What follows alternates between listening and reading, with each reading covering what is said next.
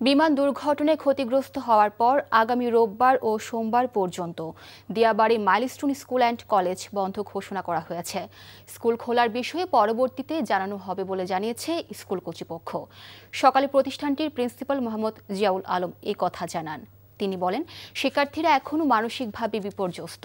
দ্রুত সময়ের মধ্যে তাদের স্কুলে এনে কাউন্সিলিং করা হবে। সে পর্যন্ত অভিভাবকদের সাথে যোগাযোগ রাখছে স্কুল কর্তৃপক্ষ। কোনো শিক্ষার্থী নিখোঁজ নেই জানিয়ে প্রিন্সিপাল বলেন, যে 5 জন নিখোঁজ ছিল তাদের মধ্যে 3 জন শিক্ষার্থী সহ সবার মরদেহ পাওয়া গেছে। মরদেহ বুঝে নিয়েছে পরিবারগুলো। এদিকে শনিবার সকালেও স্কুল গেটের সামনে সাধারণ মানুষের জটলা দেখা যায়। বেশিরভাগই গেটের ফাঁকা অংশ দিয়ে ভেতরটা দেখার চেষ্টা করছে। তবে আজও দর্শনার্থীদের ভেতরে প্রবেশ করতে দেওয়া হচ্ছে না। তবে স্কুলের শিক্ষক কর্মচারীদের ভেতরে প্রবেশ করতে দেওয়া হয়েছে। বান্ডেল থাকলে প্রতি সেনমানিতে টাকা বাঁচবে।